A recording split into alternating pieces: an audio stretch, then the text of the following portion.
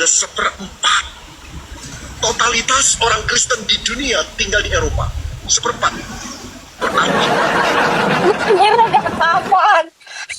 Enggak, dia bicara data kan? Dia bicara Kristen mentafsir di tahun 2040 Kristen akan menjadi sangat sedikit lagi, bahkan hilang dari muka Berarti bumi. ini ayat dong, karena ada yang naksir. Kalau aku ayat yang ditafsir. Ini Tuhan nurunin ayat nih. Siapa nabinya nih? Bukan ayat. Ini data statistik dunia. Iya, Data sangat. statistik dunia, nggak ngerti? Data statistik dunia. Ini bukan data omongan orang. Kan dari sini kita lihat ya. Kualitas iman Anda hanya dari omongan orang yang ngelantur. Itu bukan data, Bang. Shalom Bapak Ibu saudara-saudari terkasih, selamat datang di channel Juru Selamatku. Sebelumnya jangan lupa subscribe, like, dan bagikan tentang kebenaran Tuhan kita yang besar, dahsyat, dan penuh kasih. Pembahasan kali ini akan disampaikan oleh advokat Kristen yang sangat luar biasa, yaitu Saudari Agatha. Beliau akan berdiskusi dengan salah satu umat muslim yang bertanya tentang iman Kristen. Dari diskusi tersebut, umat muslim ini terus mencoba meyakinkan bahwa di tahun 2040 agama Kristen akan semakin sedikit dan hampir tidak ada.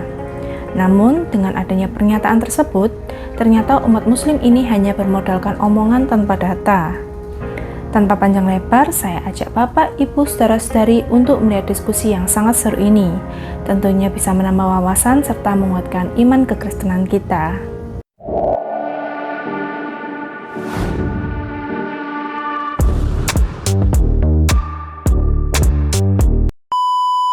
Halo, Rizal. Halo, Ta, selamat sore, Ta. Ya, selamat malam. Silakan. Ta. Jangan lupa ya, pakai dengkul. Iya, silakan Pak. Ada yang mau ditanya? Ada, Ta. Kenapa Silakan. ada? Kenapa di dalam Alkitab, Ta, banyak sekali orang-orang mulia, orang-orang suci seperti para nabi itu dihinakan oleh Alkitab. Contohnya Nuh. Nuh kan dituduhnya minum anggur, kemudian telanjang kan. Abraham dituduhnya mengusir Hagar istrinya, padahal dia masih punya anak kecil. Kemudian Lut menzinai anaknya, 2 orang anaknya. Kemudian lagi Daud dituduhnya berzina. Kemudian anak Daud dituduh lagi menzinai ibu-ibunya, bahkan di hadapan banyak orang. Kenapa Alkitab menuduhkan hal-hal seperti itu kepada orang-orang yang dianggap suci oleh orang Yahudi, dan kami Islam pun menganggap mereka itu adalah nabi-nabi yang terpelihara dari dosa dan salah? Kenapa kok bisa Alkitab begitu, Ta? Menurut ajaran kalau orang-orang penyembah setan itu, ini ajaran, aku bukan mengatakan begitu ya, orang yang menyembah setan untuk dunia, orang mencari harta kekayaan, mencari kemuliaan untuk dunia ini, mereka mengorbankan, menumbalkan anak-anak mereka menjadi tumbal untuk mendapatkan harta dan jabatan. Itu kan para penyembah setan itu. Coba bagaimana kok bisa beriringan? Bagaimana penjelasannya tadi? Terima kasih atas waktu dan kesempatan. Absalom itu siapa? Aku gak ada bilang Absalom, aku bilang Daud, Abraham itu mengusir istrinya Hagar, padahal dia masih punya anak kecil. Hagar itu pergi ke padang pasir, kemudian di padang pasir dia menemukan semak-semak belukar, lalu melempar anaknya ke semak. Itu di padang pasir kok ada semak-semak, itu mungkin bisalah. Bapak tahu nggak anaknya Daud siapa? Nggak tahu. Yang aku tahu anak Daud itu ada Salomo. Kalau yang menzinai ibunya itu kan dibilang di dalam Alkitab, dia kan secara terang-terangan Tuhan menghukum Daud dengan ketika Daud itu berzina dengan tersembunyi-sembunyi, kemudian dihukumnya. Kan begitu bahasanya itu. Dengan bagaimana keterangan itu? Coba Oke. tak? Siap. Pak, Allah itu maha tahu nggak, Pak? Maha tahu. Ikut tanya lah Tuhanmu. Kok kau tanya aku seolah-olah aku Tuhanmu? Kau menganggap aku Tuhan? Bisa-bisanya kau tanya aku daripada Tuhan. Kemana ini? Nah, kalau kami sudah dijelaskan dalam Al-Quran bahwa orang-orang itu orang-orang mulia, orang-orang yang mengalahkan hawa nafsunya, para nabi Allah yang terlindungi, yang terpelihara dari dosa dan salah. Kok bisa teganya Alkitab kalian menghinakan mereka? Bukankah itu yang membenci mereka itu adalah orang-orang tadi itu adalah iblis, musuhnya para nabi. Sementara ajaran iblis itu adalah untuk mendapatkan kekayaan dan kemuliaan di dunia ini, mereka harus menumbalkan banyak. Orang tua yang menumbalkan anaknya demi harta. Kan banyak itu, tapi cobalah di dalam ajaran Mesir kuno pun ada tumbalnya manusia itu. Kenapa bisa ajaran Anda beriringan dengan ajaran-ajaran iblis tadi? Ya kan Tuhanmu yang nurunkan, kok tanya lagi sama aku? Kok tanya lah yang kau anggap Tuhan itu, kenapa lah beriringan? Kan katanya Tuhanmu maha kuasa. Kenapa? Harusnya pertanyaan ini kepada Ajaran Tuhan. kami, ajaran Islam kan memuliakan mereka, nggak menghinakan mereka. Kami muliakan Ibrahim, kami memuliakan Yakub, kami memuliakan Yusuf, kami muliakan orang-orang itu. Itu orang-orang yang terpelihara di dalam Islam. Dengan Yahudi apalah itu kalian memuliakannya? Saya tanya. Gimana lah caramu memuliakannya? memuliakan mereka. Kami mengabarkan yang baik-baik tentang mereka. Musa berhasil menyelamatkan. Jadi kalau jadi cara memuliakan itu seperti itu. Iya, bukan menghinakan, itu memfitnahkan. Memfitnah itu kan menghinakan orang.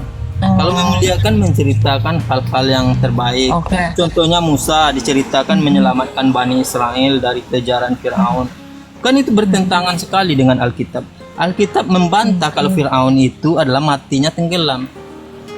Ada itu di Alkitab, nggak mengakui. Tetapi ketika dites, ada orang dari Prancis itu, siapa namanya lupa aku. Dia minta izin untuk mencek Firaun ini. Ternyata Cek Firaun. iya, ada itu. Firaun ini maksudnya gimana? Mayatnya itu selamat gitu. Mayatnya masih ada sampai saat ini di Mesir. Oh, yang mumi itu ya? Oh, yang ayatnya dan kami selamatkan Firaun gitu ya? Mereka bukan? itu menceknya, ternyata ditemukan bekas-bekas garam di paru-parunya Firaun. Siapa lupa aku namanya. Dia mualaf langsung karena dia ingin membantah Islam itu, tapi dia menemukan kebenaran di sana. Begini kan banyak sekali ajaran-ajaran dalam agama Agatha ini yang bertentangan dengan ilmu pengetahuan, bahkan dengan akal pikiran kita sebagai manusia. Siap. Anda tahu nggak di Inggris saat ini yang menganut Kristen, yang menjalani dan beribadah menurut Kristen itu hanya tinggal 2% saja lagi. Mau datanya aku buka. Di Jerman tinggal 3% saja lagi. Eropa secara keseluruhan semuanya, Eropa ini yang sebelumnya 67%, sekarang tinggal 25% lagi. Kalau di Indonesia? Kalau di Udah punah Indonesia, ya?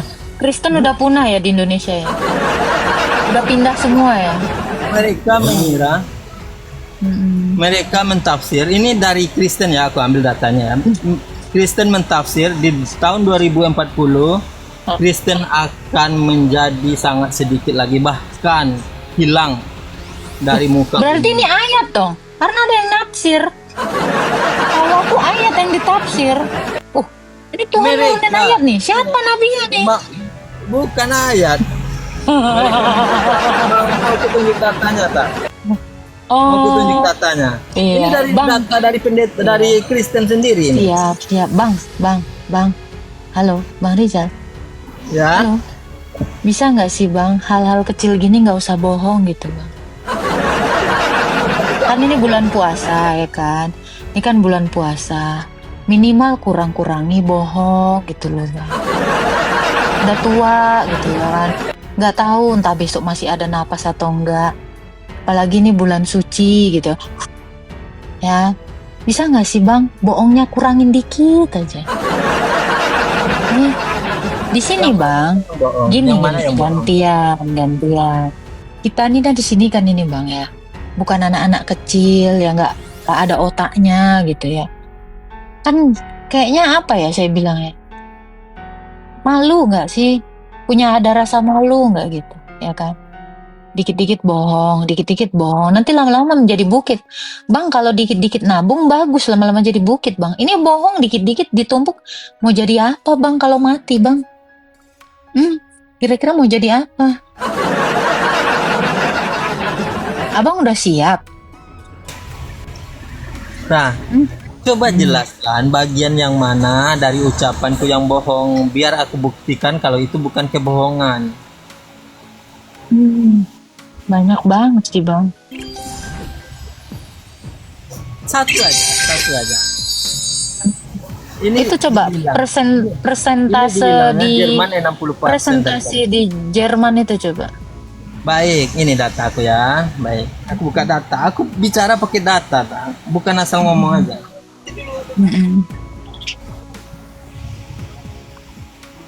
Oke ya, tak ya.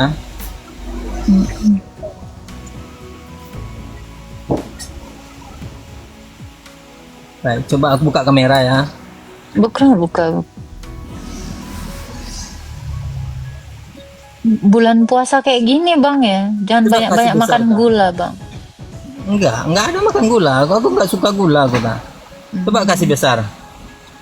Gak bisa, tanganku dua-duanya, satu megang kepala, satu Asal megang jangan. handphone. Itu makanya itu yang bohong itu, tak. Nggak bisa itu. Coba biar aku buka datanya. Baca bang, saya percaya bang nggak bohong kali ini. Coba baca dengan ketidakbohongan. Coba, saya mau menguji anda. Nggak enak lah dibaca kan. Ini kan yang nyampaikan kan pastor, ini pendeta, ini yang disampaikan Oke. secara Ya, terbuka. Ah, ini kan Iya. enak. Jangan. Sekarang ini ada seperempat totalitas orang Kristen di dunia tinggal di Eropa. Seperempat. Berarti Merah apaan? Enggak, dia bicara data kan. Dia bicara sumber. 67%. 2/3 jumlah seluruh orang Kristen di dunia itu tinggal di Eropa seabad yang lalu. Hari ini tinggal seperempat. 25%, setengah lebih mengurang. Gereja-gereja dari berbagai denominasi utama di Eropa seperti gereja Presbyterian, gereja Anglikan, gereja-gereja Reform, Lutheran, Ini siapa ini bang? termasuk Pendeta Beni Solihin. Roma Katolik di dalam Siapa ini bang? Beni Solihin ini siapa? Saudara yang dikasih Tuhan, banyak gereja di Jerman telah kosong, terpaksa ditutup karena tidak ada jemaat yang datang lagi. Bagaimana di Inggris? Saudara koresponden dari koresponden agama dari Daily Telegraph London menulis Dia bilang data tadi kan. Nggak tahu. Itu bang kayak nyimak lah. bahwa hari Sebentar bang. Bang, itu siapa sih bang? Saya kalau boleh tahu bang. jadi hari Minggu. Pendeta Beni Solihin. Enggak, itu bukan, saya tanya. Itu dia siapa? Pendeta dia, pendeta yang diakui dan mempunyai legalitas untuk berbicara tah. Dia ini memperingati orang-orang Kristen agar menjaga keimanannya, agar menjaga Oke. agamanya. Begitu. Nah, itu datanya dia ngomong data itu tah. Oke, saya juga mau ngomong data ya Bang.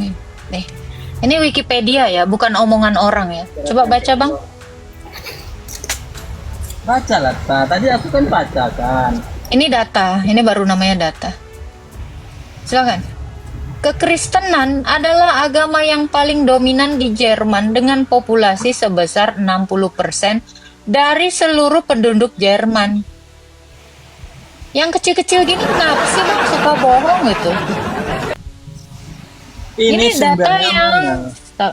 Tah? ini Itu Wikipedia, Anda Google, ini data statistik dunia. Iya, Data sangat statistik dunia, nggak ngerti data statistik dunia. Ini bukan data omongan orang. Kan dari sini kita lihat ya.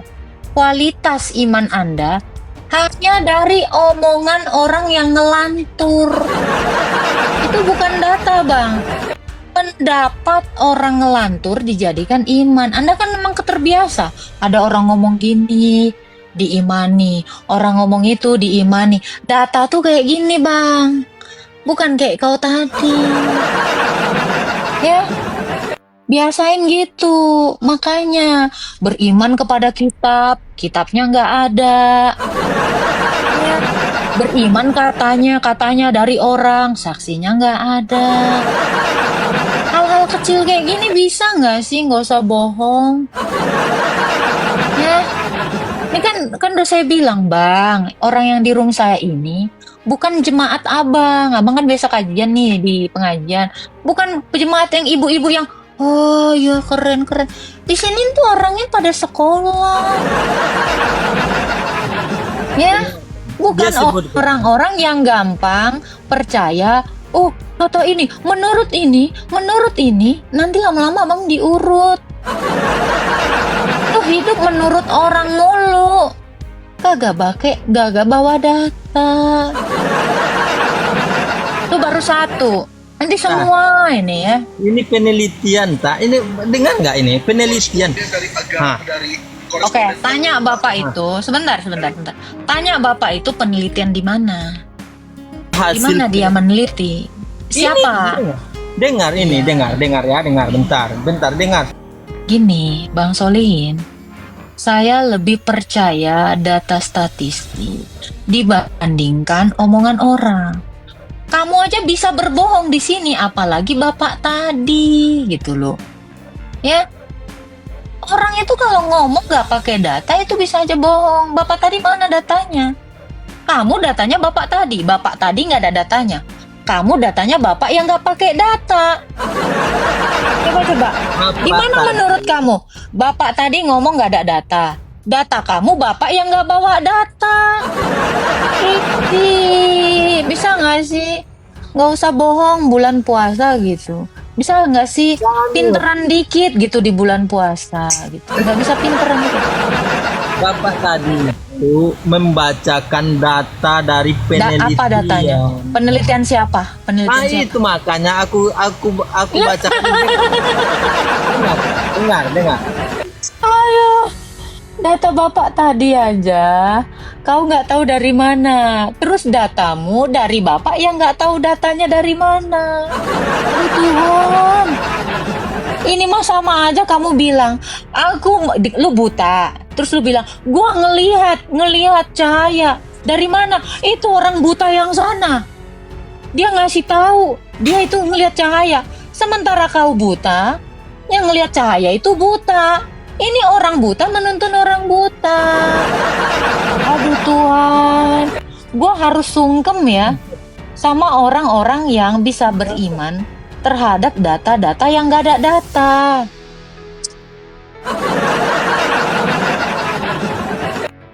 Emang kayak gini nih gak malu apa? Sekali aja malu gitu. Saat datanya omongan orang. Sekali-sekali tuh bawa data yang benar. Penelitian siapa? makanya dengar biar jelas kan, biar nggak ngapa. Penelitian siapa? Gini aja ya. Saya nggak mau data orang lain. Sekarang gini, statement kamu yang mengatakan tinggal berapa belas persen orang di Jerman, coba datanya dari dirimu sendiri. Coba datanya dari dirimu sendiri, jangan data dari orang. Ini artinya kamu mengimani fitnah orang. Coba kamu cari datanya sekarang Google, Rizal. Rizal, sekarang kamu Google, ya. Jangan data video. Google, ya. Presentasi umat Kristen di Jerman. Google sekarang, Google. Cepat Google sekarang. Google aja dulu. Googling. Kayak gini kasihan aku. Udah Kita orang ini googling. Saya harapkan kamu googling. Minimal pakai Wikipedia. Ya. Kan udah tadi saya bilang. Kamu bawa data dari orang yang nggak bawa data.